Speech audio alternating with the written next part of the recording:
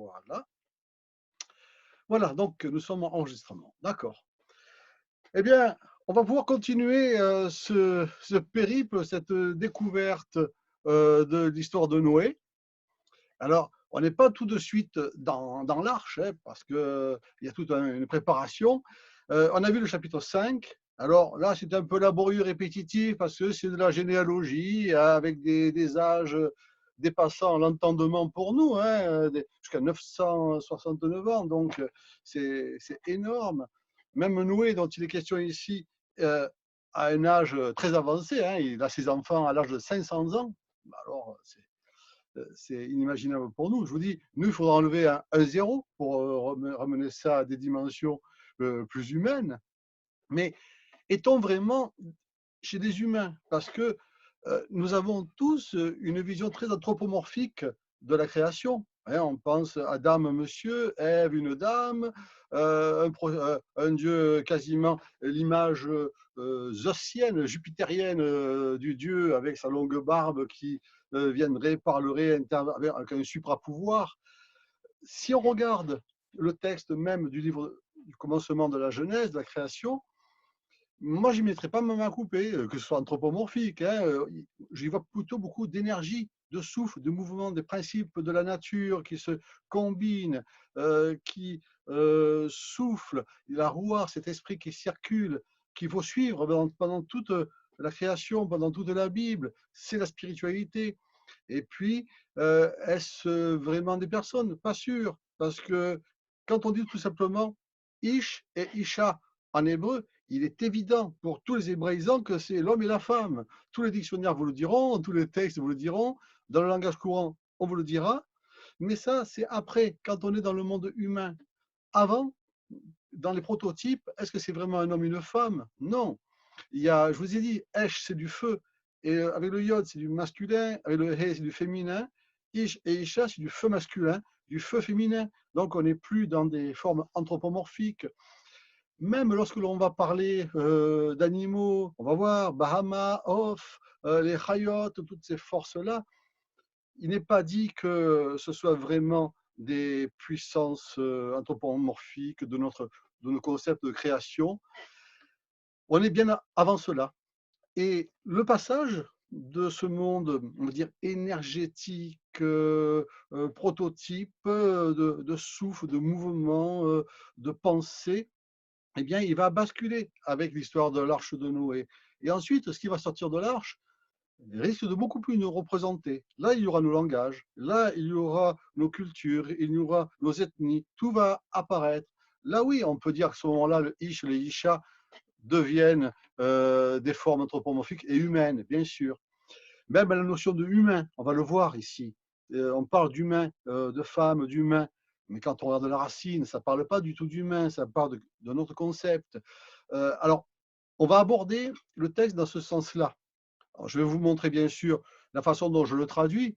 Ça n'engage que moi, bien sûr. C'est parfois éloigné de vos Bibles. Hein. Vous avez sûrement devant vous en ce moment.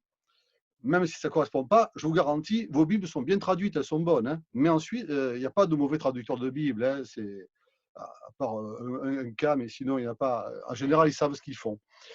En revanche, ils le traduisent par rapport à leur dogme, leur culture, leur niveau d'interprétation aussi. Parce que traduire la Bible, c'est obligatoirement l'interpréter. Et l'avantage de pouvoir le traduire et expliquer en même temps, le commenter, bien, ça permet d'aller à la lisière du texte, sur des niveaux qui seront difficiles à maintenir dans une traduction générale. Mais nous, ce qui nous intéresse, c'est l'expérience que nous apporte ce texte.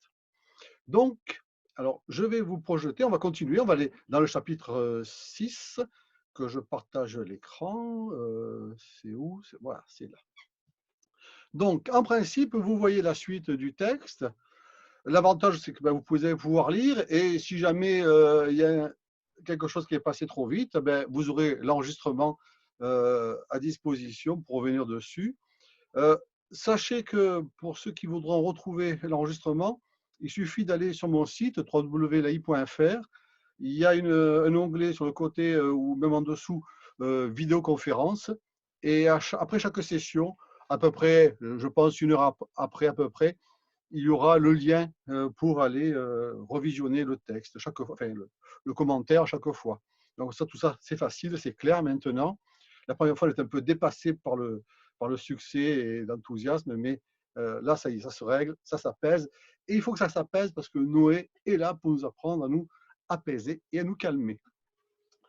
Alors voilà, chapitre 6, premier verset. Euh, J'ai souligné des choses importantes à regarder pour nous de près. Alors, je le traduis comme ceci, et c'est lorsque commence l'Adam à croître sur les faces de l'Adama et que des filles sont enfantées pour eux. Alors, on va voir ce qui se passe. Je ne pense pas que vous ayez vraiment ça dans votre traduction, parce que moi, je pense que le verset 1 et 2 sont collés, c'est la même pensée, et vous allez comprendre, on comprendra ce qui c'est eux après. Et ce que je vous propose là, c'est un. Il n'y a pas de c'est dit là. C'est une traduction, on va dire, littérale. Je peux me le permettre parce que je vais vous l'expliquer. Si je devais publier et commercialiser ce texte, il est évident que je ne pourrais pas le publier comme ça, c'est même pas du bon français. Donc, Vayehi essaie, hein, qui Echel, lorsque commence. Echel, ici, c'est le verbe commencer. C'est pas comme Réchit, c'est un peu différent. Echel nous raconte quelque chose déjà. C'est un commencement, certes, mais on y observe la version, la racine chal, ret lamed, chol, le vide. Alors, ce n'est pas le réchit, le commencement de la Genèse qui remplit tout, ou le début de quelque chose, mais il y a vraiment un. Ça me fait penser même au Tzimtzum parce qu'il y a un vide qui est ouvert. Il y a un vide qui se fait pour que les choses puissent apparaître et puissent exister. Alors, ce rôle, c'est pas un bon vide, parce que le vide n'est pas très bon en hébreu. Hein. Rôle, c'est un, c'est un mot qui désigne le vide, mais aussi le profane, voire mahal, la maladie, ce qui est abandonné. Et quelque part, le texte est en train de nous dire que c'est quand, en croissant, en se démultipliant sur les faces de la dame, c'est comme s'il abandonnait quelque chose, il se vidait quelque chose, qu'il perdait de son souffle, de sa spiritualité, de sa plénitude. Vous voyez, c'est pas le même début, c'est pas un bon début, le Hechel. D'ailleurs, le Hechel, pardon, parce que ça va donner la chala, la maladie. D'ailleurs, c'est l'anagramme de chala, la maladie, le profane, l'absence de sacré, de plénitude. Et puis, on reviendra d'ailleurs sur cette notion de chol, de vide, parce que il va falloir qu'il comble ça, Noé aussi. Et ça va représenter le vide de l'âme. Et c'est une annonce pas très bonne. Alors ensuite, alors, qu'est-ce qui va combler d'ailleurs ce Echel? Si je prends que le mot lui-même, c'est pas terrible. Alors, on a ce qui Echel, il est lié. Il y a une ligature, il est lié. Et qui Echel, c'est lorsque commence, quand commence, hein, c'est le début.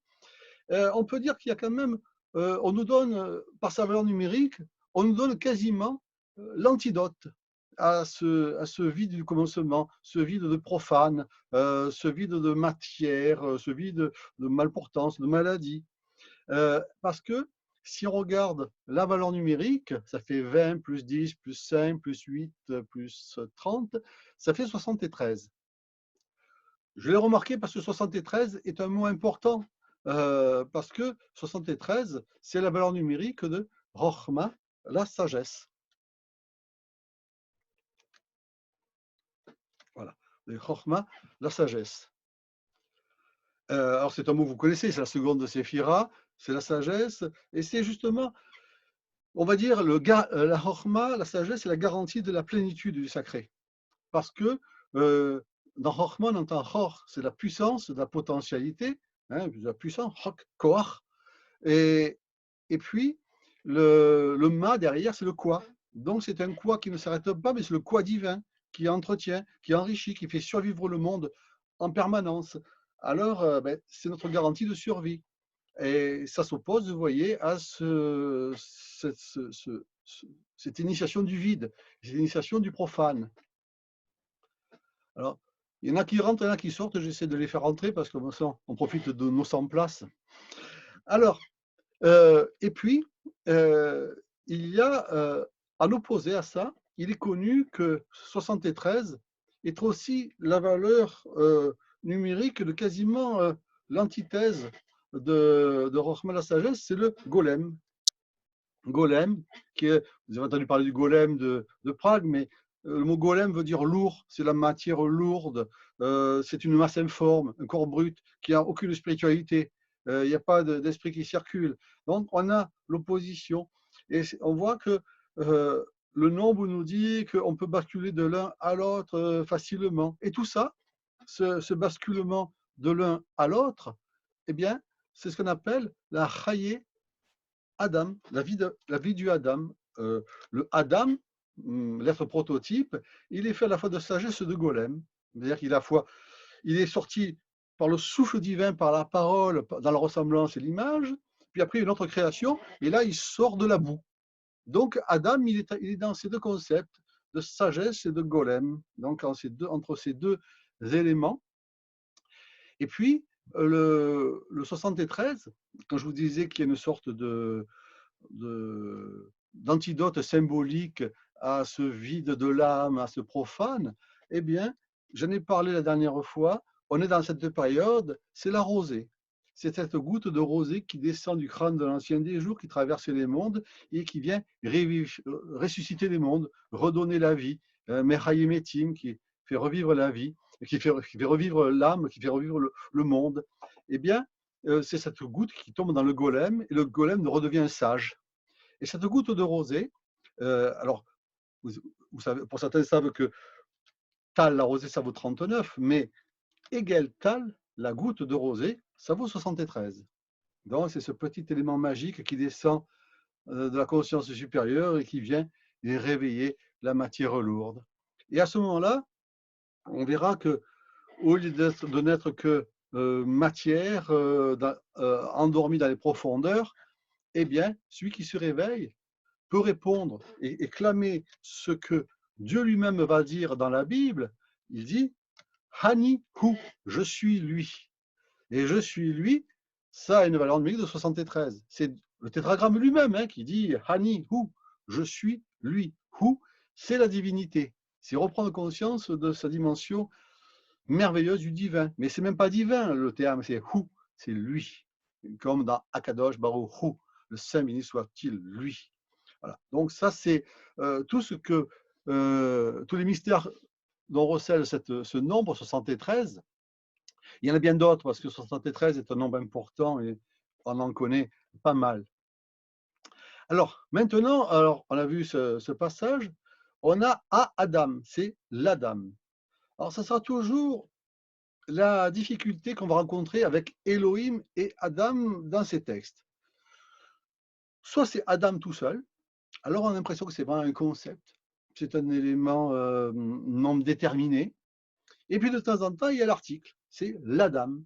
Alors on est plus sur l'homme, Adam Rishon, le premier homme. On pourrait dire que Adam, c'est Adam Kadmon, l'être primordial, et Ahadam, c'est le premier homme, l'Adam Rishon, on va dire celui qui lance l'engendrement des généalogies.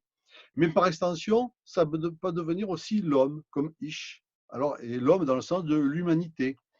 Et là, ça va être le choix du traducteur. Parce que le traducteur, soit c'est l'humain, soit c'est l'homme, le premier humain qui apparaît, ou alors on peut monter encore plus haut. Alors c'est un choix. Moi, je vous dis, je préfère pour l'instant ne pas prendre le texte depuis le Bereshit jusqu'à maintenant. Moi, dans mon ressenti, dans ma vision des choses, mais vous pouvez la partager ou pas, je ne suis pas dans l'anthropomorphie. Il n'y a pas de forme, enfin de forme humaine. Il y a de l'énergie, il y a du souffle, il y a des mouvements, il y a des consciences, tout ça, c'est bien sûr, mais c'est beaucoup plus subtil que ça. Et puis, si on regarde aussi, on va juste pas trop s'attarder dessus, mais Adam, on avait dit qu'il y a la notion de dame, de dama, qui fait la ressemblance. Hein. On sait que le Adam, il est Kedemut Elohim, c'est-à-dire il est dans la Bedemut, pardon, Bedemut dans la ressemblance d'Elohim. Cette ressemblance, elle se passe par Dam, l'élément de la ressemblance. Hein. On se ressemble, les mêmes clans qui se ressemblent s'assemblent. Ça, c'est le Dam, le sang. Et puis il y a ce Aleph dedans, ce sang unique qui nous réunit tous. Alors, quand on écrit ça, on écrit 45, pardon, 45. 45, c'est déjà une question. Ma. Quand on dit ma, le quoi à la fin de la puissance de la sagesse, qui entretient le monde, qui entretient les sangs, qui nous force à nous reproduire, à survivre à nous-mêmes, à survivre à nous-mêmes, bien c'est le ma. Quoi, pour l'interrogation.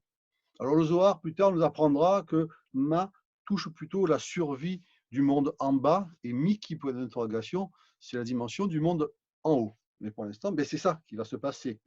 Et ensuite, Abraham, qui a aussi le même le hé, du ma à l'intérieur, va poursuivre cela. Maintenant, quand on met le hé supplémenté pour dire l'Adam, eh bien, on met 5 de plus. Et 45 devient 50. Alors ça, c'est une allusion dans la Kabbalah, puisque on nous parle des 32 sentiers merveilleux de la sagesse, mais aussi on nous parle des 50 portes de Bina, de l'intelligence. Ces 50 portes, quelles sont-elles? Ce sont les 50 mentions de la sortie d'Égypte. Moi qui t'ai fait sortir, le verbe sortir, qui t'ai fait sortir apparaît 50 fois. Ce sont les 50 étapes du tikkun, de la réparation, de la reconstruction, de l'éveil spirituel qui va passer du golem pour aller à la sagesse. Voilà, c'est ça que peut suggérer ce texte. Alors, qu'est-ce qu'on nous dit? Ben, c'est que ce Adam, eh ben, la Rav, Rav, ça veut dire beaucoup. Hein, et il devient beaucoup.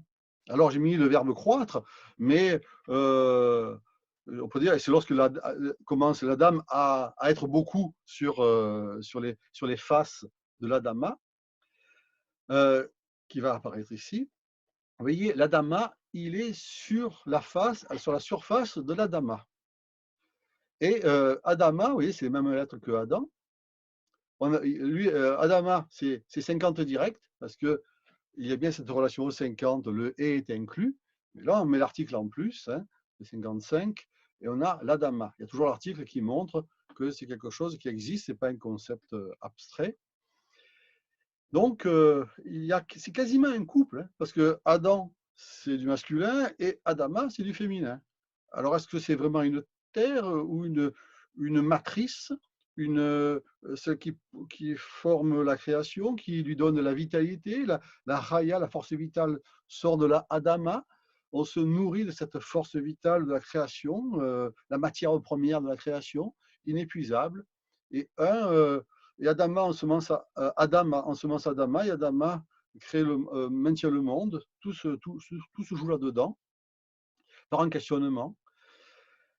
Et entre les deux, après la croissance, on a Al-Fene. Al-Fene, littéralement, c'est sur les faces. On traduit ça par à la surface de. Ça, c'est la façon simple de le traduire. Mais il faut savoir que Al-Fene, c'est quelque chose qui apparaît pour la première fois dans la Bible avec la Ruach, le souffle, le vent, l'esprit. On nous dit bien qu'avant, il n'y a rien. Hein, enfin, il y a ce projet de terre et de cieux, mais Elohim, il n'a pas encore la parole, il n'a pas encore le souffle de la parole. Il y a du tohu et du bohu, de l'abîme, de l'obscurité. Et puis, à un moment donné, ça frémit, il se passe quelque chose. Il y a la ruach, le souffle, la vitalité, on va la revoir. Je vous redonnerai ce terme parce qu'on va le rencontrer. La ruach de Elohim, qui frémit, qui vibre, qui plane sur les faces, Alfne, sur les faces. Cette fois, pas de la Adama, mais des eaux. Alors, les eaux, c'est pas exactement humide, celle-là. Yam, Maim, c'est de l'eau, mais c'est de l'étendue. Ça vient de Yam. Yam, c'est la mer. Yom, c'est le jour. C'est le yod, oui, qui s'étend, qui s'ouvre. Donc, quand on entend mystiquement, Yam, Yom, Maim, on pense surtout étendu. Étendu d'en haut, étendu d'en bas, étendu infini. Donc, ça serait la qualité de la rouar. Et là, lui, Adam, il frémit pas sur les faces des eaux, mais il se multiplie, il croît sur l'Adama. Il y a une sorte de miroir, de reflet entre les deux. Mais même si la rouar n'est pas marquée ici, mais quelque part elle est là. Parce que si je regarde la valeur numérique de Alpne, c'est 240. Alpne, ou alors il y a un point, on va dire c'est Alpne, c'est 240. Eh bien, 240 est tout simplement, c'est pas la rouach d'Elohim, elle est beaucoup plus subtile, elle est plus matricielle, c'est la rouach de Yahvé, du tétragramme Yod et Vav Hachem. Hein, c'est rouach, esprit de Yod et Vav. Ça vaut 240. Donc, quelque part, c'est pas la rouach d'Elohim, mais dans ce Hafné, quel qu'il soit, quelle que soit la surface, il y a toujours cette vibration du tétragramme qui est là, quoi qu'il arrive. Alors, il y en a d'autres, il y en a d'autres possibles, mais on ne va pas trop s'attarder dessus.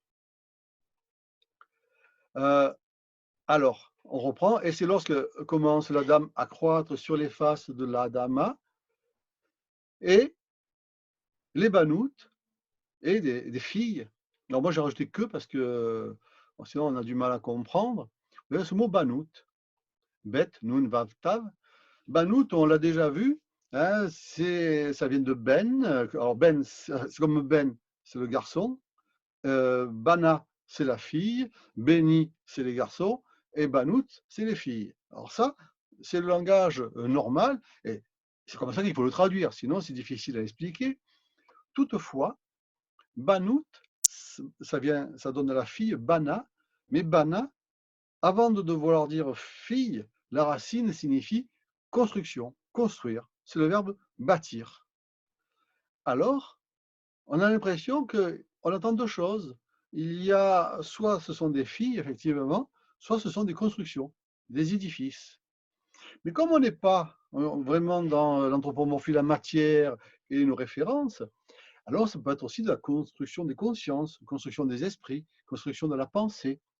D'autant plus que Banout, il y a un jeu de mots dedans. Si je fais Abanout, les filles, c'est l'anagramme de Tevuna. Tevuna qui est l'intelligence. Même racine. Hein. Et la racine fondamentale, à ce moment-là, c'est Bina. Bina, ça veut dire la constructrice, celle qui construit. Bien sûr, ça veut dire intelligence, mais ça veut dire la capacité à construire, à enfanter. Et c'est le prototype de Hima, la mère. Okay, ce que j'ai voulu vous montrer, c'est que on avait, avec ce vide, cet espace qui s'ouvre pour enfanter, on a Abba, le Père, c'est-à-dire la Chochma, la sagesse, qui envoie son Ratson, son Ratz, sa pulsion. Et ici, on a la Adama, le féminin, hein, qui est suivi ici par les Banout, qui sont les constructions, tout ce qui sort de la Bina, donc, et qui répond à la pulsion du Père. Hima, on l'appelle aussi Teshuva, qui veut dire le retour, parce que Shuv, elle répond. Donc, on a ces deux éléments, masculin et féminin, vous voyez, qui sont cachés dans le texte. On ne peut pas le voir comme ça, mais si on travaille un peu plus en énergie, ben on s'aperçoit qu'il y a des mouvements d'énergie, masculin, féminin. Il faut arriver à les attraper. Et ce alpné, c'est une sorte d'équilibre de la balance. C'est ce que dit d'ailleurs un des textes du Zohar. Hein. Avant qu'il n'y ait eu équilibre de la balance, la face ne regardait pas la face. Hein, c'est-à-dire que le père et la mère ne pouvant pas se regarder, il ne pouvait pas y avoir pulsion et réponse. Volonté d'exister, désir d'exister et réponse à ce désir. Et quelle est la réponse de Bina? Eh bien, c'est son rôle, c'est la construction. C'est la grande architecte. Alors, certains vous parleront du grand architecte de l'univers. Là, il va falloir parler de la grande architecte de l'univers. Parce qu'il y a le prototype qui est lancé par Orma, certes, mais celle qui va faire les plans, qui va monter la charpente, c'est Bina. On l'entend dans Bina, Bana. Dans le mot Bina, vous observerez qu'il y a Ben, le fils, et Bana, la fille, qui sont réunis. avec une semence, Yod. C'est merveilleux comme terme. Troisième séphira. Et là, donc, on pourrait penser que, j'ai traduit par des filles, c'est comme ça qu'il faut traduire, mais on pourrait dire par des édifices, des bâtisses sont enfantés, sont structurés. Et la mère, quand elle reçoit la semence, eh bien, elle va mettre en gestation, c'est-à-dire elle va bâtir. Et cet élément est important parce que on le trouvera avec l'arche, parce que l'arche va fonctionner en coudée. Et la coudée en hébreu, c'est ama, c'est la mer. Donc, ce sont des mesures mères parce que tout ce qui va structurer le monde, c'est les mesures de ima, la mer, ou ama. Ima, on trouve plutôt dans l'appellation araméenne. Et, et donc, on a le mot yoldo, yaled, l'aide, on l'a vu avec les enfantements dans le chapitre précédent. Et Banout, alors ce qu'on peut dire, il y a quelque chose de particulier dans Banout que je veux relever parce que Banout, si je regarde sa valeur numérique, hein, au pluriel, hein, parce que Bana, la fille, c'est autre chose, mais les filles, Banout, c'est Bet, Nun, Vav et Tav. Et Banout a une valeur numérique de 458.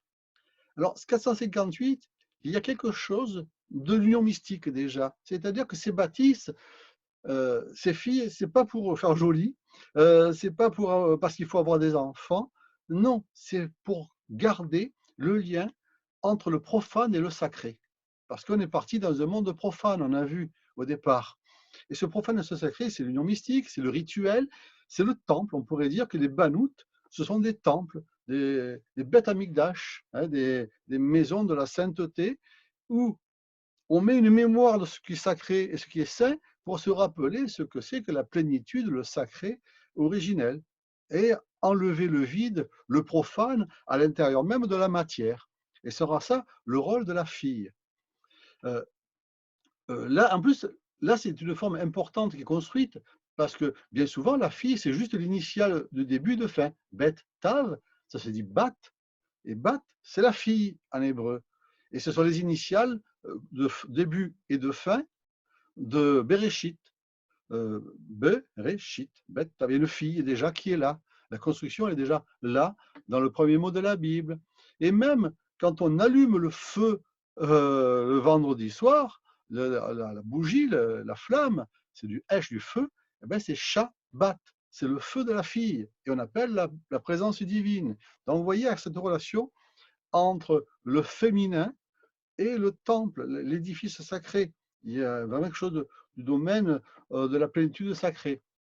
Donc, le banout, on va aller chercher toute notre vie. Enfin, pour les hommes, on va chercher la complémentarité du féminin pour pouvoir édifier, construire, pratiquer cette union de l'en bas et de l'en haut, une union mystique.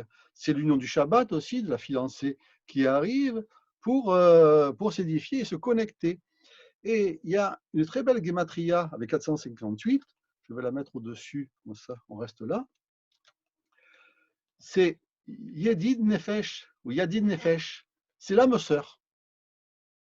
Hein, Yadid, c'est le bien-aimé, hein, c'est Dodi, tout ça, Yadid, et Nefesh, c'est l'âme. C'est l'âme d'en bas d'ailleurs. Et on passe notre vie à la quête de l'âme sœur. Et on sort de la notion d'homme et de femme, là, tous cherchent l'âme sœur pour construire l'édifice en bas, pratiquer l'union mystique en bas pour que ça s'éveille en haut. C'est pour ça que le Sefer HaZohar nous rappelle qu'il ne peut pas avoir d'éveil en haut s'il n'y a pas auparavant un éveil en bas, où tout geste fait dans l'en bas a un retentissement dans l'en haut. C'est un concept du Zohar, mais même c'est quasiment la table d'Hermès dans l'hermétisme.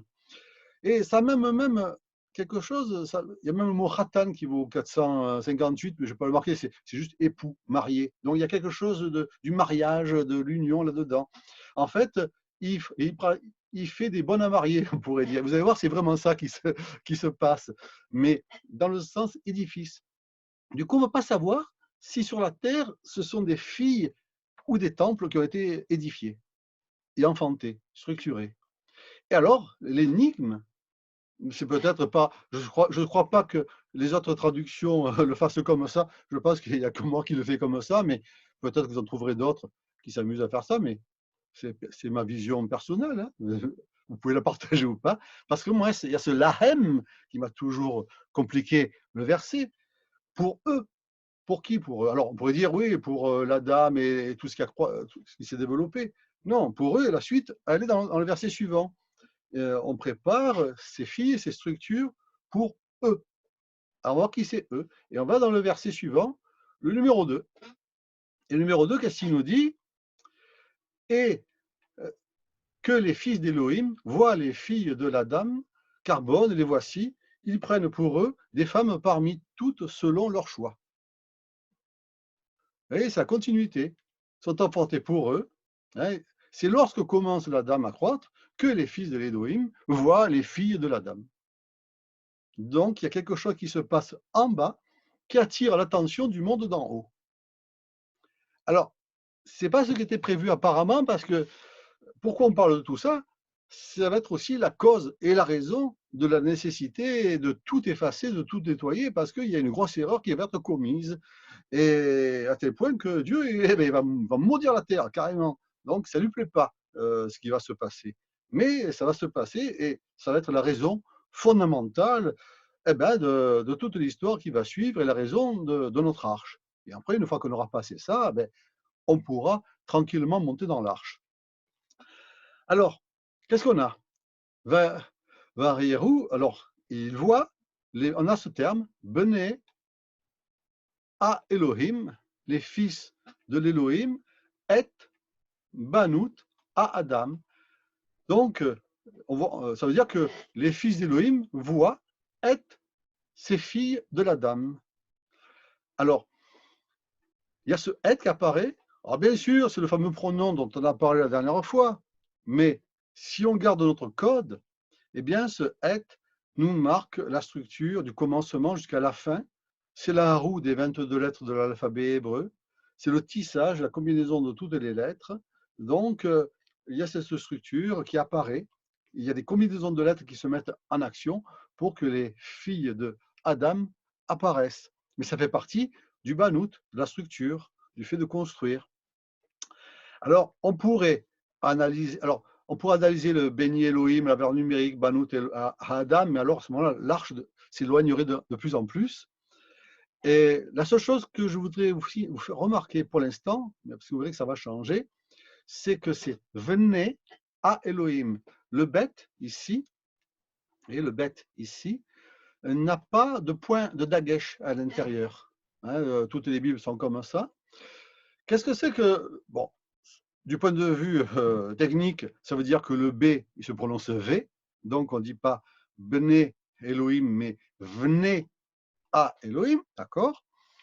Et là, vous voyez, par exemple, pour Banout, il y a un bet qui a un dagesh, donc on le prononce B, Banout, pas de problème. Mais c'est aussi un signal, puisqu'on est dans l'interprétation changer de niveau.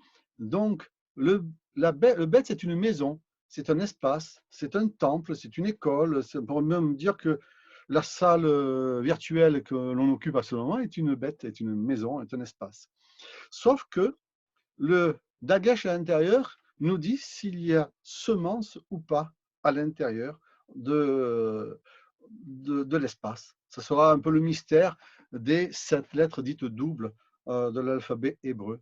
Et là, on s'aperçoit que ces fils d'Élohim, ils ont un problème, c'est qu'ils n'ont pas le point.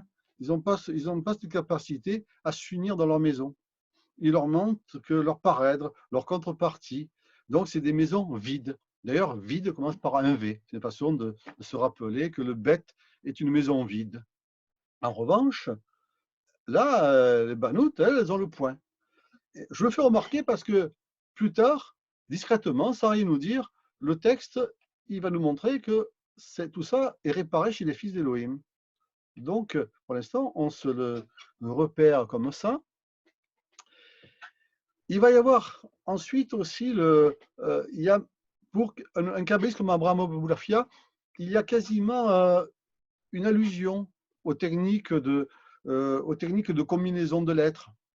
Parce que Et, c'est Aleph Tav, du commencement à la fin, mais c'est aussi une des techniques dans la Kabbalah qui consiste à remplacer la première lettre par la dernière, la deuxième par l'avant-dernière, on appelle ça Adbash, et on fait des vocalisations et on structure le monde, on met le monde en relation. Et puis, il y en a une autre qui s'appelle Al-Bam, et on remplace le Aleph par le Lamed et le Bet par le Mem. Bon, ce sont des techniques, on ne va pas venir là-dessus, et on l'a ici. Bet, Mem, on a la première technique qui est ici, la deuxième technique, Bet, Mem, qui est ici, oui, Bet, Mem, qui est ici. Donc, pour un kabbaliste du langage comme Aboulafia, il y a le signe du fait de structurer, de combiner les lettres de différentes façons. Ça, c'est du, on va dire, c'est du technique. Alors, je ne vais pas prendre leur valeur numérique, mais c'est intéressant parce qu'ils vont s'unir tous les deux. Les Bene et le Elohim et les Banut à Adam vont s'unir. Et si on regarde, ben, venez à Elohim, ça vaut 153. Et Banut à Adam, ça vaut 508. Alors, si on y dit les deux, ça fait 661. Et 661, ça, je vous le signale parce qu'il y a quelque chose qui peut nous donner un élément de réflexion contre la suite, pour la suite, parce que déjà, il y a un côté simple qui est très humain, c'est une expression un peu plus moderne, mais c'est Hahava mivat rishon, ça veut dire le coup de foudre en hébreu.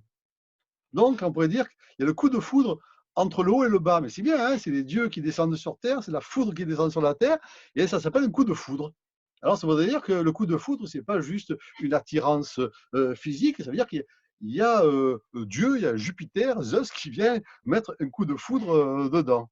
Alors, j'ai trouvé ça amusant, mais il y a quelque chose d'un peu plus désagréable dedans, parce que finalement, j'ai l'impression que Dieu, dans sa création, il a prévu que les fils d'Élohim, ils restent en haut et que les filles d'Adam, elles restent en bas. Hein, et on ne mélange pas les deux.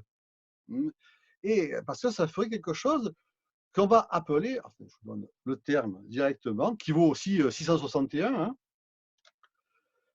c'est Shelo Kederek Ateva. Alors, c'est une expression hébraïque qui veut dire contre nature. Hein, Shelo Kederek Ateva, contre nature. Donc, Derek, c'est la méthode, c'est la façon d'être qui ne va pas dans le sens de la nature. Donc, il y a quelque chose de contre nature qui arrive là. Alors, ça sera une réflexion, hein, on ne va pas aller trop loin. Je ne vais pas mettre d'éthique là-dedans. On prend le texte brut comme ça et chacun va pouvoir l'interpréter. Et surtout, il y a une autre expression encore plus importante qui va apparaître, parce qu'on va voir que l'histoire de Noé, l'arche, c'est quelque chose qui peut ressembler à un mythe, mais quand on va voir les mots, on va s'apercevoir que ça touche ce qu'on appelle la Kabbalat à Lachon, la Kabbale du langage. On va travailler sur le verbe, sur le langage, sur les mots. Et il y a tout un mystère là-dedans. Et pourquoi? Pour trouver la bonne parole. Le monde va mal, on est mal, alors il est vide, hein, et le profane. Alors on va remettre du spirituel, on va le purifier, l'affiner en combinant les lettres. Ça, c'est tout l'enseignement d'Abraham Aboulafia avec les combinaisons de lettres, des tsérophim. Mais tout ça, c'est pour neutraliser le lachon hara, c'est-à-dire la mauvaise langue, le mauvais langage. Et il se trouve que 661 est la valeur numérique de lachon hara, la mauvaise langue, la calomnie. Et nous, ce que l'on veut obtenir par les tsérophim, par notre travail spirituel, par notre réparation, c'est bien sûr le lachon atov, hein, la bonne langue, la bonne parole. Et puis, il y a ce mot lachon, on le met de côté. C'est la langue, c'est le langage, et on va voir que c'est carrément ce qui va structurer l'arche de Noé. Voilà, on a des petits signaux qui sont là. Alors, je vais vous montrer ça parce qu'il y a cette notion de contre-nature qui se passe. Ça marche, ça va marcher apparemment, mais c'est parce que Dieu, ça ne va pas lui plaire. Enfin, c'est pas la relation des Bnei Elohim et les filles d'Adam qui est embêtante, c'est ceux qui vont engendrer, qui va surtout gêner Dieu. Ki tovot ina. Alors, difficile à traduire, parce que la plupart de vos traductions vous donnent, c'est la solution de facilité, euh, parce que les fils d'Élohim, eh ben, ils voient que les filles de Adam, elles étaient belles. Mais on n'a pas le mot belle, on n'a pas Yafa, on n'a pas le terme pour la beauté ici. On a Tov, hein, on a Tov. Tov, c'est bon, c'est bien. On pourrait dire bien ou. Hein. Elles sont bonnes de Hina. Elles sont beaux d'aspect. C'est difficile, c'est un peu difficile à traduire, d'autant plus comme il n'y a pas de va pour vers Tovot. Bonne, c'est un peu plus difficile, mais. Alors moi, je tente le coup avec car, bonne, deux points. Hina, je le prends dans le sens hiné, les voici. Mais Hina est pris dans le sens de elles, les filles. Mais il est pris dans le sens des filles parce que, à cause de ce verset. Et après, c'est de rentrer dans le langage courant, de dire Hena pour dire le groupe de filles. Mais Hine, il y a plutôt une dimension de Hine, voici ceci. Donc, car bonne. Alors, bonne, c'est pas péjoratif, dans le sens de tov, de bon, parce que il y a quelque chose de très harmonieux dedans. Elles ne sont pas rats, elles ne sont pas mauvaises. Justement, elles ont été bien engendrées, les bâtisses sont bien structurées, on pourrait dire, l'énergie circule, la relation entre le profane et le sacré s'y passe bien, elles enfantent le monde, c'est extraordinaire. Et la première fois que le tov apparaît dans le livre de la Genèse, eh bien, c'est pour nous dire que la lumière était Tov, qui Tov, hein, qui Tov, que la lumière est bonne, que c'est bon. Hein, il a ce projet extraordinaire, Elohim, le souffle de la roue lui donne le mouvement des voyelles, et là, il dit, eh bien, son premier souhait qui sort de son souffle, c'est que la lumière soit. Et la lumière, elle y est, il la contemple, et là, il dit, Kitov, ah, que c'est bon. C'est même pas la lumière qui est bonne, ah, c'est bon. Et le Tov va représenter tout ce qui est harmonieux, qui répond bien, qui ne va pas contre nature, justement, parce que tout se répond parfaitement, et le monde est calme parce que toutes les choses sont équilibrées. Euh, et ça nous ramènerait même au concept de l'arbre du bien et du mal, hein, de la connaissance du bien, du tov et du ra, du mal. C'est pas éthique non plus, c'est pas de notion de morale, on n'est pas encore, ça viendra après avec les humains. Là, on a un principe des lois de l'univers, de l'équilibre. On va considérer que ce qui est tov, c'est tout ce qui est harmonieux, qui se répond très bien, c'est bon. Il n'y a pas d'effort et de sureffort de vie à faire. Là, pas de maladie. Hein. Il n'y a pas d'espace pour la maladie, pour le mal-être, pour la tristesse. C'est le souffle d'Elohim qui plane sur les eaux. Donc, les immensités n'ont pas d'aspérité, n'ont pas de faille, n'ont pas de brisure. Maintenant, le ra, on traduit ça par le mal, méchanceté, mais on va y revenir. Ra, la racine première de ra, c'est éparpiller, éclater, briser. C'est-à-dire de faire du vide entre les choses. C'est-à-dire de mettre du profane entre les choses. Et c'est pour ça que ra ne veut pas dire uniquement mal. Ça nous amène à la notion de ra, c'est l'ami aussi en hébreu. L'ami, c'est la partie qui me manque, une de mes brisures. Un ami vient, il me réconforte parce qu'il m'apaise et il m'amène à la partie brisée qui me manque. C'est aussi le troupeau de moutons qui peut s'éclater. Et le berger, qui est aussi de la même racine que ra, a pour rôle de maintenir le troupeau tov, c'est-à-dire réuni. Donc il y a une notion avec le ra de éparpillement. Le mauvais, c'est celui qui casse, qui éparpille, qui brise. Et là, les filles, elles sont top. Quand on les voit, l'harmonie du monde, elles sont à l'image de l'harmonie du monde et c'est très apaisant. Voilà. Donc, on reviendra sur ce ra. Alors, difficile à traduire, carbone, les voici, mais je change d'avis un peu souvent sur la formulation parce que je vois ce que ça veut dire, mais je ne sais pas trop bien le redire exactement. Alors, je vous l'explique. Et alors, on nous dit, euh, car ils prennent pour eux, c'est le verbe prendre, ils prennent l'ahem pour eux, vous voyez, le lahem, là, c'est bien eux, hein, l'ahem est ici, et hop, l'ahem est ici, donc c'est bien les pour eux qui sont là.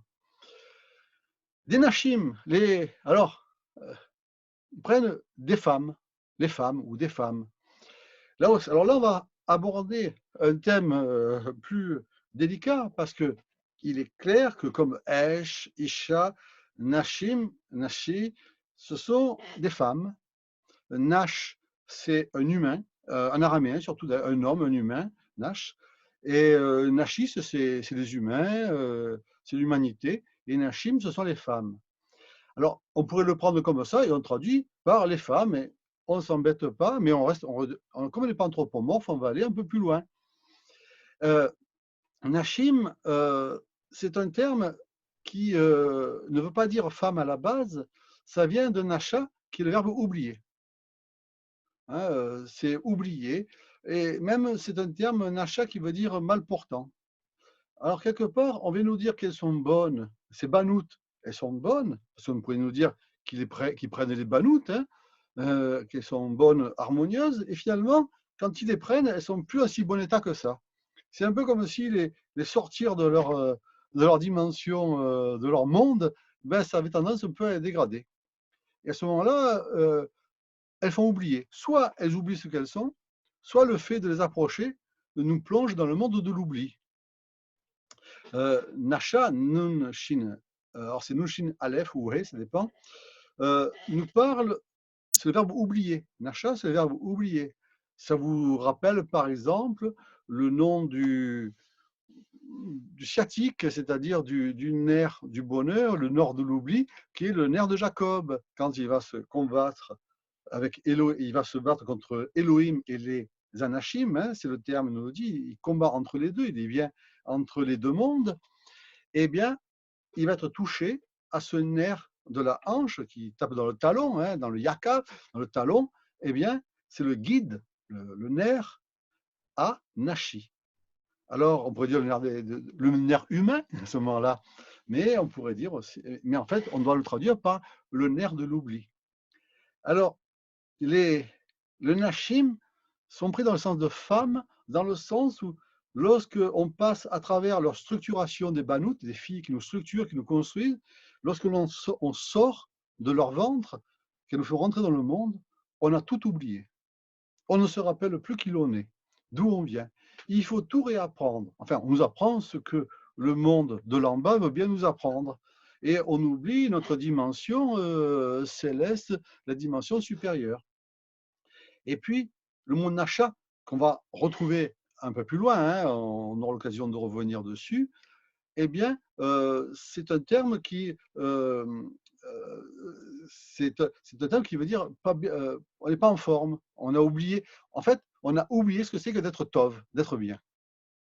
Et quand on oublie ce que c'est que d'être bien, eh bien, on est mal. Voilà, c'est tout, tout le travail eh bien, du mystique qui doit se rappeler qui il est. Être un éveillé, c'est Zachor, c'est ce souvenir que, d'ailleurs, le Shabbat, l'appel de la fiancée, elle commence par se souvenir. C'est le Zikron, c'est le souvenir. Et puis, il y a cette notion dans Nashim de sommeil aussi, parce que on peut le lire Shanim, hein, si on permute les lettres, on a Shanim, c'est le sommeil. C'est les années aussi, c'est les années. C'est le cycle des années. Donc, elles nous font rentrer dans le cycle et on oublie. On tourne dans un cycle sans savoir pourquoi on tourne. C'est aussi la dualité, parce que Shin, Nun, Yod, Mem, j'ai dit Shanim, mais si je prononce Shnaim, ça veut dire deux. C'est le deux au masculin. Et on peut même se poser la question, pourquoi les femmes finissent par im? Pas normal ça. Il faudrait que ce soit des nachotes, mais pas des nachim. Donc il y a quelque chose d'ambigu dans ce terme qui m'a fait beaucoup réfléchir. Je pense que si vous rentrez dedans, il fait beaucoup, beaucoup réfléchir. Parce qu'on entend beaucoup de choses en même temps. C'est vrai que la culture, la coutume nous fait dire femme, mais moi je vois les oubliés. Je vois les amnésiques, hein, je vois les malades et les malportants, je vois les gens dans la dualité, je vois les gens en sommeil. Voilà, c'est tout ça. Mais alors apparemment, nos Bnei Elohim, ils font pas une bonne affaire. Hein. Parce que, hein, ils ont vu, on leur a montré la maison de témoins, hein, ce sont les Tovot aînés, les femmes bonnes, belles, les belles structures. Et puis après, ce qu'ils ramènent à la maison, apparemment, c'est tous les oublis du monde. Alors, réflexion là-dessus. Ensuite, Michal Escher, parmi tout, alors j'ai mis le pluriel entre parenthèses parce que c'est col, hein, on ne sait pas s'il y en a plusieurs vraiment, hein. Et on ne sait même pas si c'est féminin. Baharou, c'est-à-dire selon leur choix. Alors, on peut le prendre littéralement et pas se casser pas se casser la tête. Rachi nous fait remarquer, alors lui, il y va franchement parce que il nous dit que comme c'est pas déterminé, comme ça serait, on pourrait dire, parmi tout, parmi tout ce qu'il y a, selon leur choix. Alors, voilà ce que dit tout ce que dit Rachid dans Genèse de Rabat. Euh, il dit, même s'il s'agit d'une femme mariée ou d'un homme ou d'un animal. En fait, apparemment, ils prennent tout. Alors, c'est particulier, hein. Là, Rachid va peut-être un peu fort, mais bon, c'est vrai que c'est pas déterminé. Donc, ils sont pas regardants, apparemment, les fils d'Élohim. Et puis, alors, Baharar, c'est vraiment le verbe choisir, on est d'accord. Mais peut-être que certains d'entre vous ont déjà compris le truc possible, c'est qu'il y a une autre lecture possible, c'est qu'ils les prennent pour eux, ils prennent les femmes pour eux, parmi toutes, mais pas selon leur choix, pour les emmener dans leur montagne. Ils les prennent pour leur montagne. Parce que, enfin, pas pour leur montagne. Pour Har, c'est pour l'autre monde, pardon, pas pour la montagne. Pour l'autre, Har, c'est la montagne. Har, c'est pour aller dans l'autre monde. Hein. Ils amènent pour aller Harer, Har, dans l'autre monde. Alors, on peut le voir comme ça, le choix. Donc, alors il y a quelque chose, si on revenait au mythe sumérien, finalement, il est plus simple. Hein. Il y a, parce qu'il ressemble un peu. Il y a les Anoukim, les dieux de célestes, comme ça, qui descendent et qui prennent des humaines et hop, ils les amènent dans le monde en haut. Il y a quelque chose qui descend et qui monte. Bon, mais ça pourrait presque être suggéré là-dedans. Alors, on passe au numéro 3, parce qu'il y a un mot important qui arrive. Vayomer Hachem, c'est-à-dire Tetrera me dit, Lo Yadon Ruchi Ba Adam, c'est-à-dire Marouar, alors moi je traduis par ne contestera pas, mais ça, parce que Yadon c'est être contre, s'opposer à, il y a une opposition, il y a quelque chose qui ne passe pas. Euh, euh, il y a un état de lutte. C'est une forme de lutte. Ça peut être, il y a donc peut-être de discussion. On n'est pas d'accord sur un sujet, alors on s'oppose, on discute le sujet.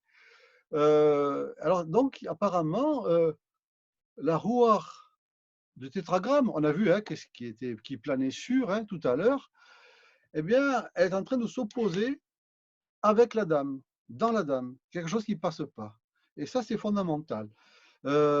C'est aller contre aussi, Yadon, c'est aller contre, c'est s'opposer. Rachi, il dit Marouar ne sera pas dans un état de mécontentement et ne luttera pas avec moi-même à cause de l'homme. Pourquoi avec moi-même? Parce que finalement, la création, c'est Dieu lui-même. S'il rentre en opposition avec la création, il lutte contre lui-même. Donc, c'est pas la peine.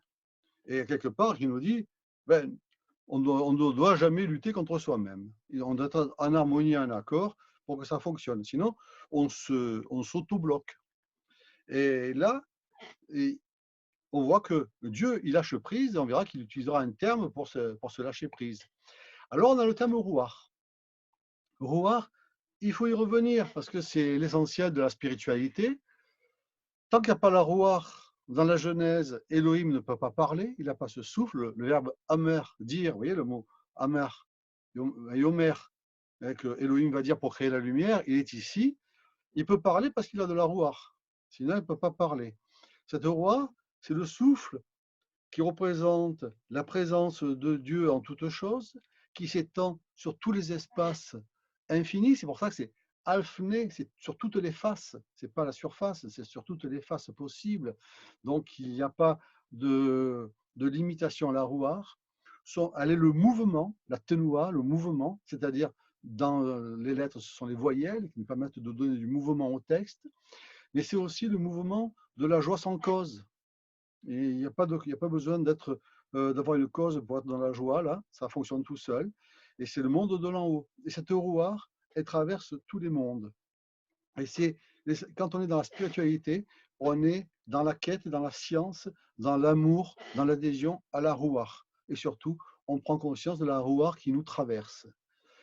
Mais quand la matière devient trop obscure, voire ténébreuse, qu'elle se referme sur elle-même, qu'elle se densifie, qu'elle se durcit, qu'elle perd la mémoire de cette dimension ouverte, de cette plénitude céleste, eh bien, la rouar ne peut plus passer. Soit elle est enfermée, bloquée dans nos cellules intérieures, dans nos méandres intérieurs, et là, elle perd sa joie. Et on reverra, parce qu'on va en reparler, la rouar qui perd son mouvement, perd sa joie, devient triste. Et là, c'est contre sa nature. Parce qu'on l'a emprisonnée, on l'a bloquée, on l'a confinée, on l'a enfermée. Eh bien, elle se transforme en colère. Et cette colère va devenir vraiment du ra, du mal. De tov, elle devient un ra. Mais ce n'est pas sa nature. Donc, elle attend qu'on la libère pour pouvoir retrouver sa nature première.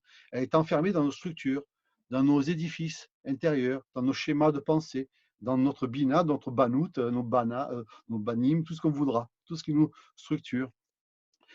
Et ça sera même un des thèmes essentiels de la mystique des chars, qu'on appelle la descente de la Merkava, la mystique des palais, où on va devoir descendre en profondeur, découvrir quelles sont les cellules closes, les portes closes à l'intérieur de chacun de nos palais.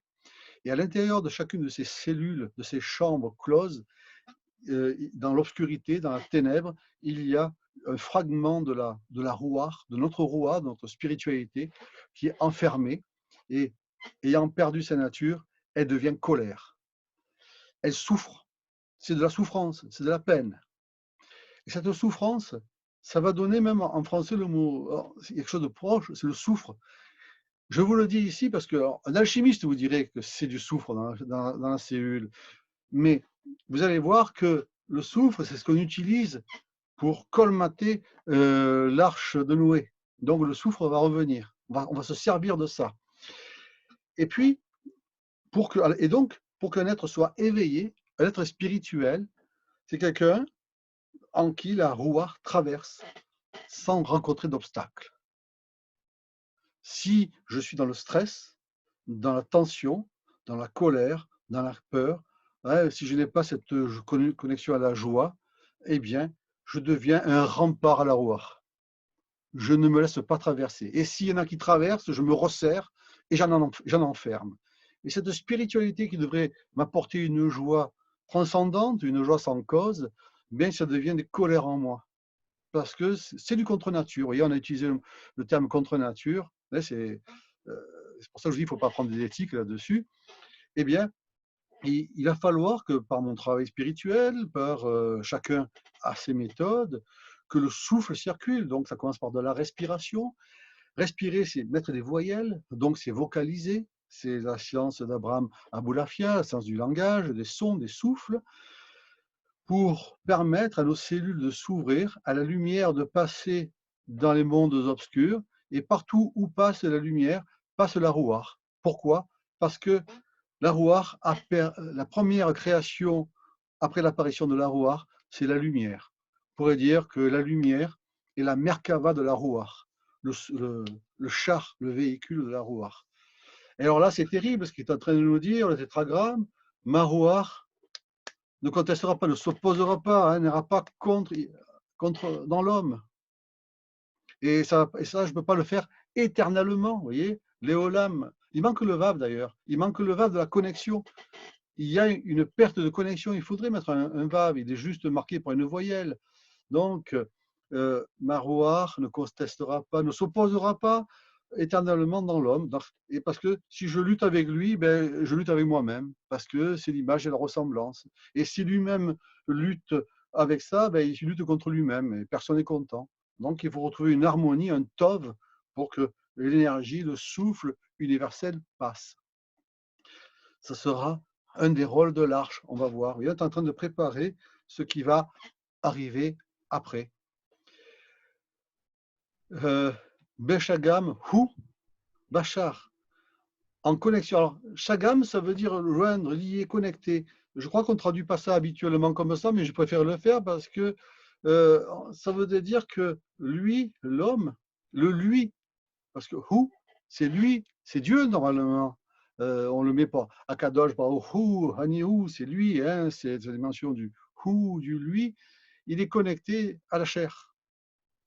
C'est-à-dire que la divinité est anthropomorphique, là, pour le cas de dire. On est dans le monde idolâtre. La forme divine doit être une forme dans la chair. C'est quelque chose de bloqué. Et cette notion de ou, alors c'est ou bassar. En bassar, le terme chair, on le reverra parce qu'on va arriver à l'extrémité de toute chair avec le texte. Bassar, c'est un terme qui désigne la chair. Bassar, c'est la chair. Ah, mais c'est même la viande. Hein. Alors, nous, on fait la différence entre la chair et la viande. Hein. Quand vous allez chez le boucher, ne dites pas je vais acheter de la chair. Mais ça fait quand même particulier. Mais c'est pareil. Et on verra ce que c'est cette chair. C'est une vibration. Parce que quand on dit chair, viande, c'est quelque chose, on dirait que c'est de la matière inerte. Et non, en fait, bassar, c'est particulier parce que c'est vrai que ça veut dire chair. On pourrait penser quelque chose de lourd, mais non. La chair, on la condamne, il y a des tabous sur le péché de chair, etc. Ah non, la chair, c'est le véhicule de la force vitale. Et il faut penser qu'on n'est pas des simples os et des muscles techniques, hein, on n'est pas des simples objets en plastique. Non, il y a du sang qui circule. Et on le verra quand on parlera de l'extrémité de toute chair. Eh bien, on sait que, on nous dit dans le Lévitique que là où le sang passe, il passe de la nefesh, la vitalité. Et ça vibre. La chair est une vibration. À tel point que quand on regarde Bassar, la chair, on voit Sar, c'est un prince, mais Char, Shir, c'est du chant, c'est de la vibration. Shir Ashirim, hein, le chant des chants, la vibration des vibrations, le cantique des cantiques. Et on n'y pense pas, on pense à la rouar qui circule, mais pour que la rouar circule dans la chair, il faut avoir conscience que notre chair chante, vibre. Ce n'est pas une matière inerte et profane. Il faut sacraliser cela.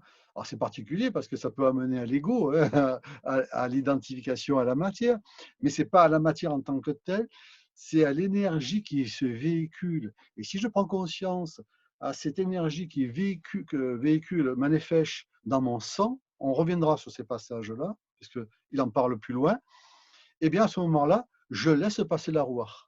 Je ne suis plus en opposition. Et ça va me nettoyer, ça va me ramener de la joie, ça va me ramener du souffle. Et je vais faire une forme de réintégration à l'état originel. Donc c'est ça qu'il nous raconte ici. Bon, on pourrait regarder, mais bon. Ah oui, il y a quand même quelque chose que je voudrais vous montrer par rapport à Hu Bassar. Hu Bassar, ça a une valeur numérique de 514. Il y a beaucoup de choses, mais on a le temps, puisqu'apparemment nos confinements ont tendance à durer. Donc, on a le temps d'observer tout cela. Et en fait, 514, c'est la valeur numérique de Charor. Charor, c'est le noir. Alors, ce n'est pas le noir de l'obscurité, c'est le noir du feu noir sur feu blanc. Hein, parce qu'on nous dit que la Torah, elle est Esh Sharcha, c'est-à-dire feu noir, Algav Esh Levana, c'est-à-dire sur feu blanc, sur le dos du feu blanc. Et donc, cette chair va représenter le feu noir, c'est-à-dire les caractères, les lettres écrites, séchées dans de l'encre, qui représentent dans la Kabbalah ce monde-ci et qui doivent s'ouvrir vers l'éternité, qui est le feu blanc, qui est le monde à venir. Et il y a ce lien à faire entre ces dimensions. Le feu blanc, c'est tout ce qui est autour des lettres. Donc, le feu noir, c'est tout ce qui nous limite. Alors, on pourrait dire, c'est terrible, la chair est bloquée, on est bloqué dans la matière, c'est figé. Non, si la rouar passe dans la lettre se réveille. Tout simplement parce que la Torah n'a pas de voyelles. Quand je veux lire, bon là, elles sont écrites, et les voyelles, ça c'est pour vous aider, et ça nous aide, mais et en plus, quoi que ça nous impose une lecture, que je ne suis pas toujours. Mais lorsque je veux lire, je suis obligé de prendre du souffle, respirer, et je vais souffler ma rouar, mon souffle, sur ces lettres noires qui vont se réveiller, qui vont se déployer, qui vont se mettre en mouvement. Et le mot voyelle en hébreu, c'est tenoua, ça veut dire mouvement. Souvent on dit nékudot, mais nékudim, nékudot, ce sont les points. Et les nékudot, ce sont les petits points, mais c'est la calligraphie, c'est du graphisme. La voyelle, c'est du mouvement qui est porté par la roi, c'est ressusciter le texte. Et à ce moment-là, quand le texte est séché, eh bien, il est profane, il est rôle, il est malade, il est triste, il est sombre, il est charor. Mais lorsqu'on y met du souffle, qu'on respire, alors ça vibre, ça chante, voyez, et on fait chanter la chair, on fait chanter la matière, et à ce moment-là, on plane avec la rouar dans le feu blanc et on retrouve la joie. Voilà, ça c'est, je voulais juste vous montrer cette relation qui est importante. Oh, je peux même vous montrer, c'est un des noms des 32 sentiers de la sagesse qui a cette valeur, 514, c'est Sechel Mahamid, c'est-à-dire la conscience permanente, la conscience du futur. C'est une force qui nous permet de jamais nous endormir sur nous-mêmes, jamais stagner, de retrouver toujours une dimension du monde à venir. Il suffit que le feu noir se rappelle que le monde à venir existe pour se réveiller. Voilà, c'est toute une question de mémoire. Alors, ça c'est ce passage. Et voyez où Yamiou, et ces jours sont de 120 ans. Et alors là, il y a eu une grosse dévaluation parce que on était dans une profusion d'années, hein, 500 ans, 600 ans, 800 ans, 900 ans, oh là, c'était extraordinaire. Et là, il y a une grosse dévaluation parce que Dieu il n'est pas content, sa rouar passe plus, alors le monde s'étouffe et il vit juste sur ses ressources, il n'est plus alimenté vraiment par la pleine rouar, et bien du coup, cette espérance de vie se réduit. Quasiment, on nous dit, vous voulez vivre longtemps, respirez. Gardez la joie et respirez. Et là, on vient à 120 ans, qui devient un nombre symbolique. 120 ans, parce que notre génération, certains y arrivent, hein, on a eu ça, c'est pas courant, c'est en train d'augmenter, mais 120 ans, c'est le bien du possible. Alors, 120 ans, il y a quelques messages là-dedans. Vous voyez, on n'avance pas très vite, mais ça vaut le coup de regarder de près ces passages. 120, parce que quand on dit à quelqu'un, je te souhaite une longue vie, on va répondre jusqu'à 120, parce qu'il y a cette idée de, voilà, c'est le tarif, au-delà c'est de la gourmandise. Voilà, c'est 120 ans, c'est bien.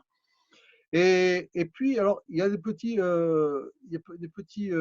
éléments qui vont apparaître, qui seront importants ici. C'est que le 120, vous voyez, c'est la valeur numérique de Vnei Noach. On vient de parler des Vnei Ha-Elohim, eh bien, les fils de Noé, c'est-à-dire l'humanité, parce que nous sommes les Vnei Noach, les fils de Noé. Nous sommes les descendants de ces trois fils, par nos langages, par nos coutumes, par nos structures. Eh bien, 120 représente les enfants de Noé. Et donc, ça nous donne une structure. Alors, bien sûr, c'est aussi le dimion. C'est un terme que Abraham Aboulafia travaille beaucoup parce qu'il n'aime pas trop ça. Mais en fait, c'est l'imaginaire, le dimion, qui va apparaître. Il y en a quelques-uns. Bon, c'est la valeur du hummus en hébreu, mais on ne va pas le mettre ici. Hein. Le hummus, c'est les pois chiches. Hein, vous connaissez le hummus? Ça veut dire... Mais on va revenir parce qu'il y a une racine, Hamas. La racine Hamas arrive et ça va être une des raisons pour laquelle il va y avoir aussi le déluge. Mais bon, sachez que romousse, ça veut dire pois chiche. Certains pensent que c'est juste un écrasé de pois chiche, mais c'est aussi la pois chiche. On rencontre parfois des pots où maintenant il y a marqué romousse de pois chiche, ce qui n'est pas logique. Et, et donc, mais c'est aussi le Moed. Si vous connaissez le Ohel Moed, la tente du rendez-vous de Moïse, où il se connecte avec Dieu, c'est Moed, ça veut dire c'est un temps fixé, c'est un rendez-vous. Donc 120, c'est un temps fixé pour le grand rendez-vous. Ça porte notre génération. Qu'est-ce que je pourrais vous dire aussi? Ah, 120 simplement, c'est Tsal, c'est l'ombre.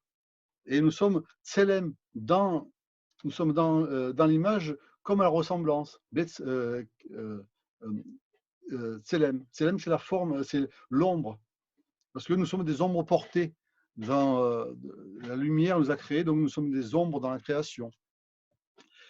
Maintenant, on peut rajouter quelque chose, mais ça serait quasiment une autre réflexion. On nous dit que notre cerveau, c'est le penseur, c'est lui qui gère tout.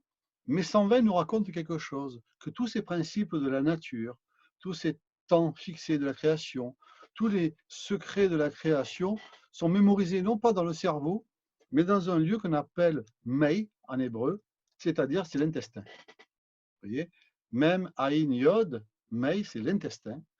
Et la science a tendance à nous raconter que ce serait notre cerveau originel. Donc peut-être que tout est contenu là-dedans. De toute façon, c'est viscéral. Alors, on va quand même essayer de faire même une. Voilà, on va faire un verset parce qu'il est déjà 18h03. Alors, juste pour montrer la conséquence de tout ça, verset 4. Anephilim hayu ba'eretz bayamim. Alors, je mis les géants comme ça, mais c'est pas comme ça qu'il faut traduire, parce que beaucoup de vos traducteurs marquent les géants étaient dans la terre en ces jours-là. Non, en fait, c'est les déchus qu'il faut mettre. Parce que le terme, vous voyez, c'est Néphilim, les Néphilim, hein, ce sont les Néphilim. Je vais carrément le remplacer. Les Néphilim, voilà. Les Néphilim étaient dans la terre en ces jours-là. Voilà. Parce que géant, c'est pas juste. On a un terme pour géant. Hein, d'ailleurs, Rachid le fait remarquer, et il le dit bien. Hein, il dit que les géants en hébreu, ce sont les anakim. Les anakim, anak, ressemblent d'ailleurs aux anukim sumériens. Anakim sont vraiment les géants. En fait, la racine nafal, nafal, qui est ici, nun fait lamed, ça veut dire hop, tomber. C'est la néphila, c'est la chute. Donc, ce sont les déchus, ceux qui sont tombés. Ce sont les dégradés aussi. Hein, on perd le grade, ils ont perdu leur grade, donc ils sont tombés dans la terre en ces jours-là. Vous pourrez peut-être même l'associer à l'histoire et au mythe de Lucifer, hein, l'ange déchu, hein, qui va perdre sa noblesse et tomber dans les profondeurs, mais il va garder du pouvoir aussi. Nafal, c'est un terme intéressant parce qu'il y a Nunpe, Lamed, il y a Napal, c'est-à-dire tomber, chuter. C'est même un terme qui peut vouloir dire avortement aussi. Hein. C'est juste un avortement. Alors, ça pourrait même ouvrir une autre dimension, mais à chacun sa recherche là-dessus. Ensuite, on a le P, le Lamed, qui est la racine militaire de base. Pal, ça veut dire grand. Et je pense que quand les gens traduisent Néphilim par les géants, ils s'appuient plutôt sur le P, le Lamed. Par exemple, le Pil en hébreu, c'est l'éléphant. C'est un grand, c'est un animal géant, le Pil. C'est l'éléphant. Donc, et puis, ensuite, P, Lamed, si je mets un He ou un Aleph à la fin, ça devient du merveilleux. C'est dépassé. Mais si je mets un Aleph devant le P et le Lamed, ça fait Afal, appel, comme Apple d'ailleurs. Hein, ça veut dire obscurité, non pas aussi, c'est-à-dire ténèbres. Donc, il y a plein de choses là-dedans. Ça veut dire qu'il y a cette chute qui nous enferme dans les ténèbres, dans les profondeurs des ténèbres. Alors là, on va tomber quasiment dans les enfers. Mais il y a aussi ces mystiques, Yordé Merkava, qui descendent dans le char. Et eux, ils vont affronter leurs propres ténèbres, mais pour les traverser, y ramener la lumière. Et à ce moment-là, la ténèbre devient du palais du merveilleux. C'est pour ça qu'on nous parle des 32 merveilleux sentiers de la sagesse. Alors après, on va le passer donc, alors où c'est le gamme, ainsi, après que, euh, après que soient venus les Bnei Elohim, et là je vous le montre, nos Bnei Elohim, ils ont du monde à la maison. Voilà. Vous voyez, dans le bête, il y a un dagesh qui a été mis. Contrairement à tout à l'heure, c'était venez Elohim. Là, c'est venez, on a le point qui est apparu. Donc, c'est fécond, ils ont des progénitures. Sont venus El Banout. Alors, on n'a plus le et de tout à l'heure, Aleph, Tav. On remplace la première lettre par la dernière. Là, on a la méthode Al-Bam. On remplace le Aleph par le Lamed. Mais ça, c'est une technique d'Abou Lafia. On ne va pas y revenir là-dessus. On ne va pas s'étendre là-dessus.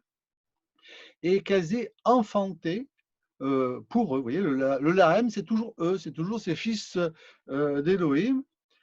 Et ceux-ci furent les puissants du monde, Maolam. Alors, les puissants, ce sont les Givurim. Givor, c'est fort, puissant.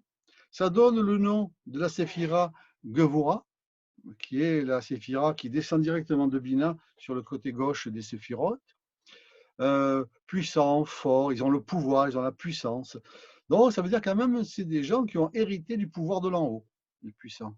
Mais apparemment, ce qu'ils vont en faire, ça ne plaît pas trop à Dieu. Donc, c'est se servir du pouvoir spirituel à des fins matérielles.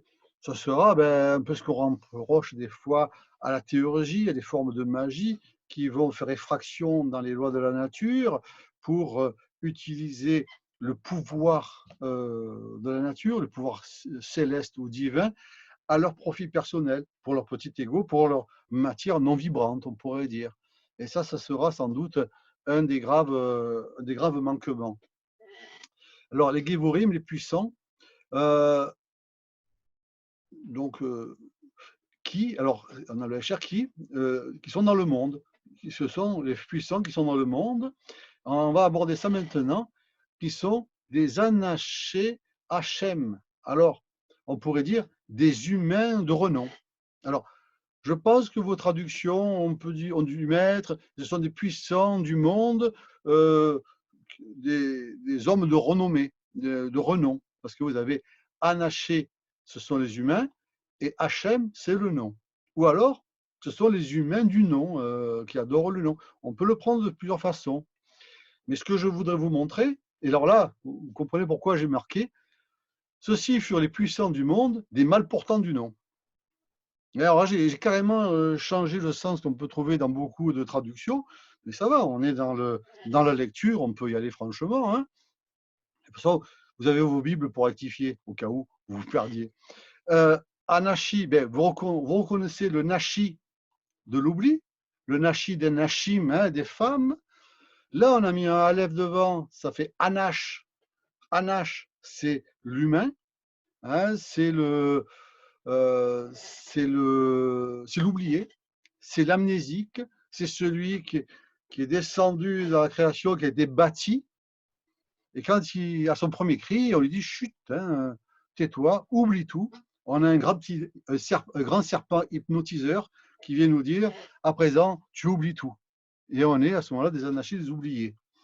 Sauf que cet oubli nous fait oublier que nous sommes dans cette nature de joie, de plénitude, et que s'il n'y a plus la joie, c'est de la tristesse, c'est de la pénombre, c'est de l'obscurité, c'est de voir de la ténèbre, et on va rentrer dans les mondes de la maladie, c'est-à-dire dans le monde de la brisure, le monde du mal, dans le sens de monde profane. Et c'est pour ça que j'aurais pu traduire monde des humains du nom ou des humains de renom, mais là, je suis allé franchement parce que Anashi, ça veut dire mal portant. Ils vont pas bien. Ils vont pas bien avec eux. Ils dorment sur eux-mêmes. Ils ont oublié qui ils sont, tout ça. Enfin, on l'a dit. Et Hachem, c'est Dieu, c'est le nom, c'est l'identité. Mais on a les initiales de Moïse aussi, hein, même Shiné, on a Moïse qui est écrit à l'envers ici. Parce que Moïse, c'est lui qui va quand même aller voir le peuple hébreu qui est en esclavage, qui est dans le monde de la servitude, bloqué dans la terre de servitude d'Égypte, qui a oublié qui il est, qui a oublié son Dieu, qui a tout oublié, et c'est lui qui leur ramène l'identité. Donc il y a une perte d'identité sérieuse ici. Et puis, vous savez peut-être aussi que Shem, je peux, si j'avais les voyelles ici, je peux le prononcer Sham, ça veut dire là-bas. C'est ce que d'ailleurs Moïse va dire au peuple hébreu une fois qu'il leur a ramené l'identité, il leur dit Shama, c'est là-bas. Et donc il permute les lettres de son nom de Moïse, Moshe en Hachem et de Hachem en Shama, là-bas. Et Et donc, on pourrait dire que ces anarchies, ils ont beau être puissants, forts, ils gouvernent le monde, mais ils ont oublié qui ils sont vraiment, enfin, qui est le véritable maître. Ils ont oublié que ce n'est pas eux les maîtres d'ailleurs. Et il y a quelque chose, ben, Dieu va venir leur rappeler qui est le véritable maître, qui est la véritable, où se trouve la véritable mémoire, qui a la véritable puissance. Ça va les remettre en place. Ce sera ça la raison du déluge. Alors, qu'est-ce qu'il nous resterait à faire? Alors, bon, ils ne sont pas trop méchants. On va faire 5-10 minutes encore, puis après on laissera pour la prochaine fois. Et le tétragramme voit que la croissance, la croissance, voilà, que la croissance, voilà, la croissance, donc croît. Donc, alors, on va dire, je vais plutôt prendre ça littéralement, que croissante et la méchanceté. Voilà. Et tétragramme voit que croissante, alors on voit que rabat, hein, ça veut dire beaucoup, multiple, croître. Là, rahat à Adam, euh, la brisure, la méchanceté de la dame est dans la terre, et que chaque penchant, Yetzer, Mirachevot, Labo, c'est-à-dire chaque pensant des pensées de son cœur est seulement orienté vers le mal, chaque jour sur le mal. Voilà. Et c'est ça qui va tout déclencher. Alors on voit qu'il y a ce Ra dont on a parlé. Au départ, les filles étaient tauves, elles étaient bonnes, ça se passait bien, mais ça a enclenché quelque chose qui est dans le monde du profane, de la tristesse et surtout de la brisure. Par ses mauvaises pensées, par sa mauvaise langue, il ne fait que briser. Et c'est dans la terre. Et là, vous voyez que ce n'est pas Adama, c'est Eretz. Hein. Adama, c'est le principe, c'est la terre principe. C'est la terre qui a les principes de la loi, de l'énergie, de la vitalité qui est là. Eretz, on est plutôt sur le sol de l'Adam où il va être formé à partir de, il va se construire là-dedans. Et c'est là qu'il reçoit tout. Et Eretz, ça a la même racine que Ratson, Ratz. Vous voyez, Ratz, vous avez le désir, la volonté. On pourrait dire que Eretz, c'est la terre du désir. C'est-à-dire que je pense, ça se produit. Mes désirs deviennent ma réalité. Alors normalement, il faut au moins équilibrer entre le bien et le mal, ça va. Mais s'il n'y a que du mal, eh ben en fait, ça va se charger en mal, et à un moment donné, ça devient insupportable. Euh, le terme, le terme, le terme méchanceté de la dame, qu'est-ce qu'on pourrait redonner là-dessus? Bon, bon, on va pas ça. C'est pas des guématriotes très importantes là-dessus.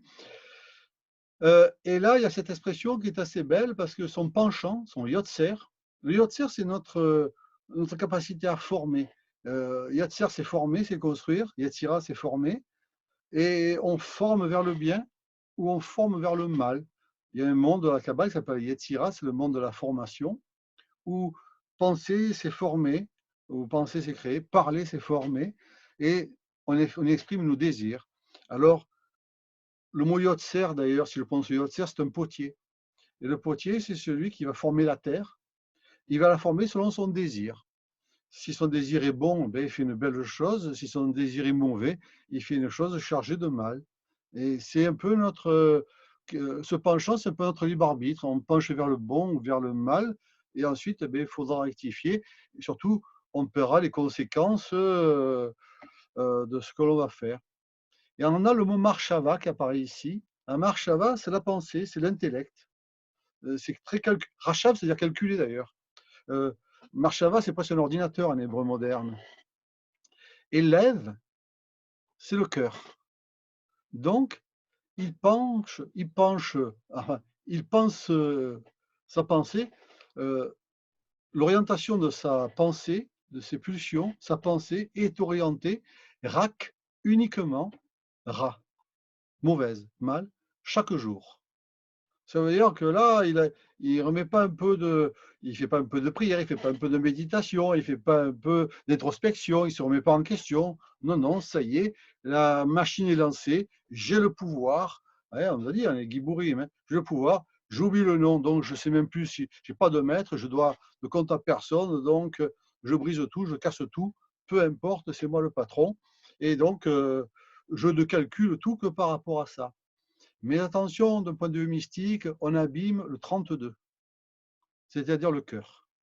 Notre cœur est formé, notre pensée, notre 32 est formé uniquement de mal.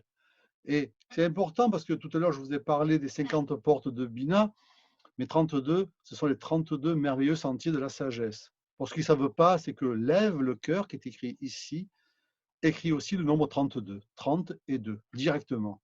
Alors on pourrait dire que la pensée de ces 32, de ces 32 sentiers de la sagesse, sont tournés vers le mal. Il fait des sortes d'antithèses des 32 sentiers de la sagesse. Il ouvre des chemins qui ne peuvent le conduire qu'à sa destruction. Hein, donc, on a bien ce principe de réparation. Et donc, pourquoi le mystique, ben, il va devoir réparer tout ça. Quand dans notre travail spirituel, il faut réparer le rat, c'est-à-dire enlever les espaces vides qu'il y a entre les brisures, les coquilles, et mettre pour que le souffle circule sans entrave dessus.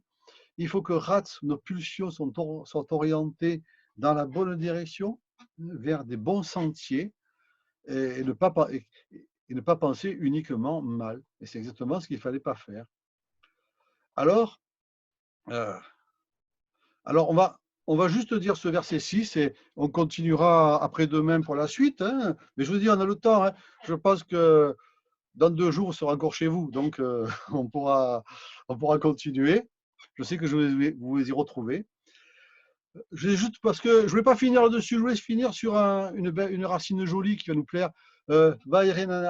C'est-à-dire, on a ici Yinachem, c'est le verbe particulier. Ça veut dire consoler, se repentir, regretter et s'apaiser. On entend plein de choses en même temps.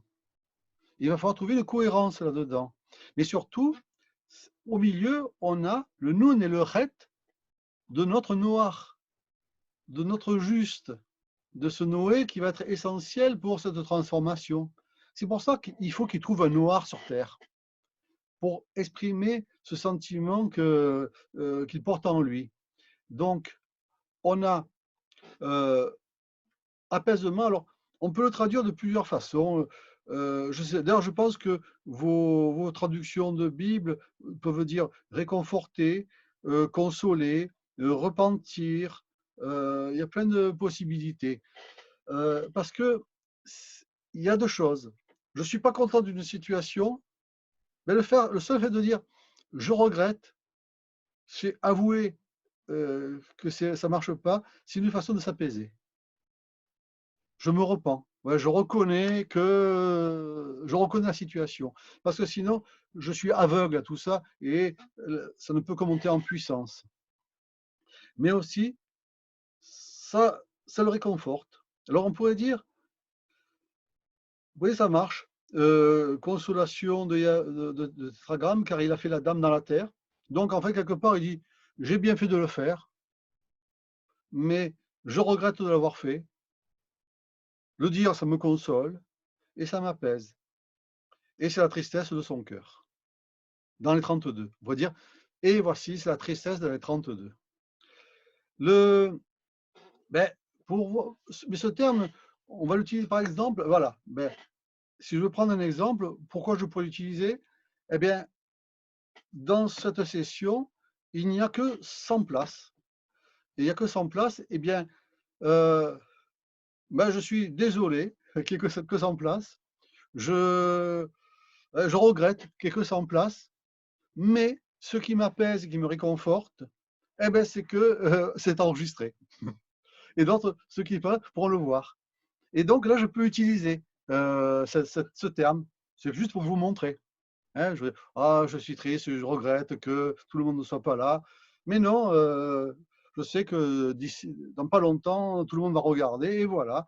Donc ça m'apaise et ça me réconforte, ça me console. Et une fois après, je peux dire que je suis triste, puis je suis déjà consolé avant d'être triste. Et alors le terme, c'est presque pleurer, se lamenter, hein, qui est utilisé, c'est Yita Atsev, mais Atsev, j'en ai parlé la dernière fois, c'est le terme qui désigne la tristesse, la peine, le chagrin, la douleur. C'est quand il dit à la femme, tu vas enfanter dans Etsev, avec la tristesse, c'est pas de la douleur. Mais, et là c'est le dieu des L, alors L c'est vert, hein, c'est des lavaux, des 32. Donc c'est la tristesse vers les 32. Il constate, en fait, ça l'apaise, ça le console, il a fait Adam, mais il constate quand même que les 32 sont tristes. Il va falloir réparer tout ça, remettre tout ça. Donc, on va aller dans la joie. Alors avant, il va y avoir quelques heures, parce que ça va être un peu violent, mais vous inquiétez pas, l'arche approche. Voilà, eh ben, on va arrêter, on a 18h23, on a fait un bon morceau, mais oui, il y a de quoi faire. On se retrouve dans 2 jours. Il va y avoir bientôt le temps de la mettre en ligne. Il y aura à disposition l'enregistrement. Que vous dire alors, attendez, je vais arrêter ça. Voilà, on réapparaît comme ça. Euh, vous pouvez tranquillement regarder, revoir le texte, parce que maintenant que vous avez les clés de lecture, chacun d'entre vous peut apporter sa propre traduction et sa propre interprétation, et faites-le parce que le texte s'offre très bien à cela. Et puis, alors, je vous dirais bien d'aller lire, pour ceux qui n'ont pas, d'aller lire mes livres, mais avec cette histoire actuellement, c'est que moi, de mon site, vous ne pouvez pas commander, parce que je ne peux pas les envoyer. Amazon en a quelques-uns encore, enfin, j'ai vu qu'ils sont capables d'envoyer, mais il y a les livres numériques. Et ceux qui ne connaissent pas, ben, je vous conseille un autre voyage, c'est le voyage de Abou Lafia, la quête du kabbaliste. Voilà. Et donc, je vous dis à très bientôt. Prenez soin de vous, c'est le cas de le dire actuellement. Et c'est un grand plaisir de faire ce partage. Et donc, on est jeudi, donc samedi, donc. À très bientôt. Je vais arrêter, on va compter jusqu'à 5. Allez, 1, 2, 3, 4 et 5.